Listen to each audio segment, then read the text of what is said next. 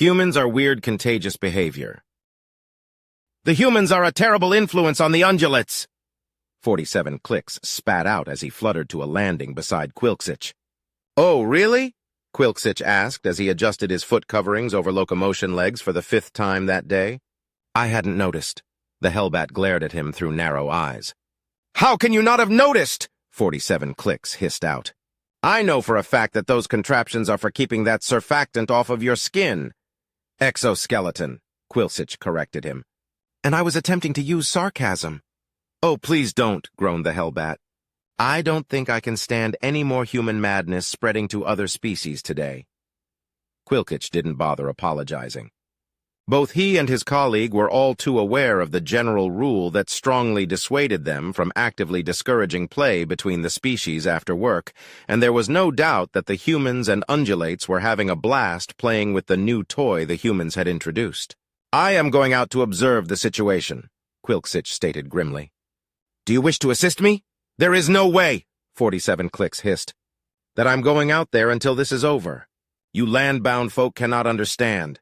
Quilksich wished for a moment he could roll his eyes. Having 8 of them would no doubt make the gesture even more meaningful, but satisfied himself with bristling his hair and stalking out. It was a fairly long walk from his office to the ponds where the ungulates and humans recreated, but long before he got there, the foot coverings were serving their purpose as he avoided the sticky patches on the ground. He flinched back as his eyes caught and magnified the glistening bubble that floated over his head, but he soldiered on gamely. Soon the sound of laughing and trilling met his ears, and he hurried forward to the safe tree that had been set up near the ponds for his use. The grips were mostly sticky with the residue of the human's game, but he managed to find a secure perch as he observed the game in progress. A few of the humans stood at one end of the pond using the directional force of their mammalian lungs to blow atmosphere through soap-covered loops. This formed the bubbles that drifted on the wind over the pond. In the water, the majority of the ungulates were frisking about at their maximum speed, chasing the bubbles. A few ungulates had taken up the bubble wands and were vigorously waving them over their bodies in an attempt to form the bubbles. The crowd rumbled with every known sign of delight and pleasure for the two species. Quilksich shuddered and crept closer to the trunk of the tree as one of the bubbles drifted close to him. He saw his own 8 eyes reflected in an opalescent ghost and fought the urge to flee in panic. Understanding differences is why I am out here instead of with my home swarm, he reminded himself firmly. The humans are enjoying themselves, and I will figure out why. Humans are weird fist bump.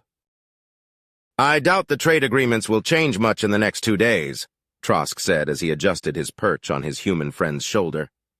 It is a holiday for the Shatar, and the human offices are going to be focused on restructuring their computer servers.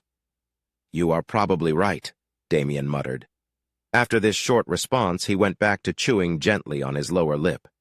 A fascinating habit that Trask was glad he had a chance to observe closely.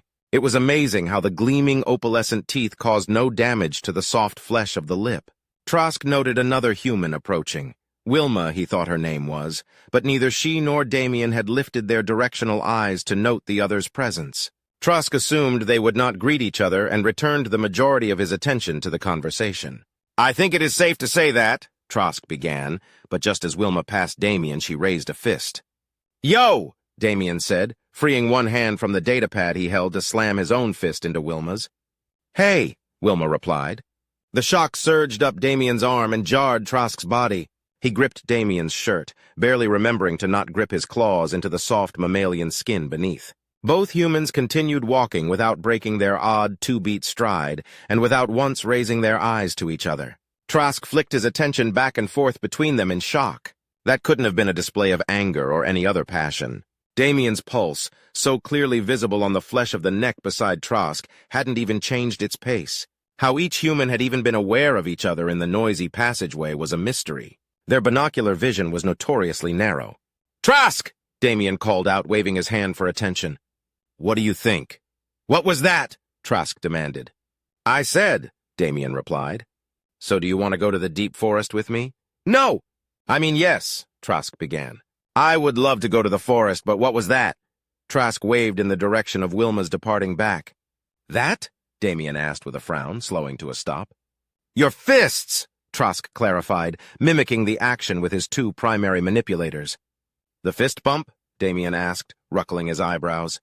Of course you have a name for it, Trask said, slumping down onto Damien's shoulder. That? Just a greeting, Damien said with a shrug. You know, for folks you're cool with. Trask pondered the complex calculations necessary to near instantly react to the raised fist of a friend glimpsed out of the human's narrow vision, the minutely controlled force required to not injure the other human, and the concentration needed to maintain their bipedal stride at the same time. He walked over to where the pulsing veins radiated mammalian bioheat from Damien's neck and pressed his primary eyes into the comforting warmth to dim the overstimulation. You okay, Trask? Damien asked in concern. Oh, I'm quite fine, Trask said, waving one leg dismissively. Yes, the deep forest sounds wonderful, just you, me, and no other humans. Okay, Damien said slowly. Fist bump, Trask chittered. How many of your greetings involve simulated assault? Damien chuckled, but seemed to consider the question rhetorical. He shrugged and slipped the datapad under his arm before setting off whistling. Humans are weird filter failure. And yes, Human Sally said with a gusty mammalian sigh, I am aware of how bad that sounded. Twistunder lifted his main gripping appendages in what he had learned humans took to be an interrogative posture. Then why did you ask the question? He asked. Because I didn't figure out how bad it sounded till after I asked it, Human Sally replied. I mean, in the context, it wasn't so terrible. But you did have the context that your co-workers would take it in, Twistunder said, carefully parsing the complex human auditory language. Are you saying that you were deliberately ignoring data you had access to? Human Sally groaned and rolled her eyes. It meant something, but Twistunder was a touch unsure what exactly. Look, Twistunder, she said. Sometimes the filter just fails. What filter? Twistunder asked. The one between a human's thoughts and her mouth, she explained. That 2 decades of learned behavior that we are supposed to have by the time we are legally considered adults. Twistunder pondered this. Perhaps it was simply one of those mysteries that they would have to accept about their new allies, but still. And you truly expressed that you found it odd that people... Twistunder paused as he worked to repeat the near-gibberish phrase the human had used. Look, Human Sally interrupted him. I know how to make stuff work how it really isn't supposed to, right?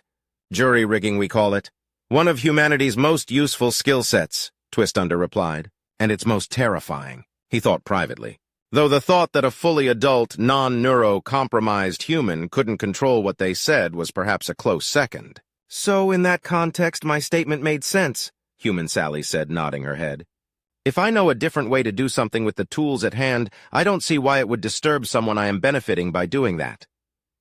Perhaps you should state that way in the future, Twistunder suggested. I suppose you're right, Human Sally replied. For the record, please state the phrase you used earlier, Twistunder requested. I just don't understand why folks get so uncomfortable when I offer to misuse knives. Humans are weird storms a common. And was there any sign of these atmospheric disturbances before the mainframe crashed? Twistunder asked. Nope, the human replied. At least that was what Twistunder thought the human had said. The massive alien was curled over the side of one of the plasticized containers that housed the research base's computing nodes. Twistunder spread out his appendages and let the ambient atmospheric conditions fill his awareness. The moisture in the air was stable so far as he could tell. He would not need to moisturize for hours. The atmospheric currents were smooth and regular. He knew that his species really wasn't skilled in measuring such things, but he had learned a few tricks from the Trisk who he had served with. All in all, there was no indication that anything was wrong. Why are you so concerned about the functionality of the sensor array, then? Twistunder asked. Those storms come up fast, the human replied. We don't want to get caught out. Indeed, Twistunder muttered, as he observed the human wrench out the damaged component with what looked like far more than necessary force. The human focused his binocular vision on the component, and his face twisted into an expression of displeasure. Twistunder thought it had been damaged by electrical discharge, but that made no sense, and he was no engineer. The human was about to replace the component when he suddenly snarled and dropped the item. One hand was tightly gripping the other. Twistunder felt a wave of pain pheromones wash over him, and the fact that he could sense it at all in the thin atmosphere told him how extreme the human's pain must be. Twistunder contemplated offering assistance, but the human suddenly straightened and slammed the top of the container shut. We're leaving, the human said curtly. Of course, Twist-Under said. I will drive and we will get back to the base to tend to your injury. What injury? The human asked, even as he proceeded to lock down the container. The one that caused you such pain just now, Twist-Under replied. The human chuckled and glanced over at Twist-Under as he gathered up his tools. I'm not injured, he said. But at that same moment he grunted in pain and flexed his hand. I believe I have localized your injury, Twist-Under said, reaching up for the jointed appendage. The human snatched away his hand. I am not injured, he snapped. The human took a deep breath and tossed his tools back into the transport. Seriously, little man, I am not injured. I'll explain on the way back to the base, but we need to leave now. Very well, Twist-Under began.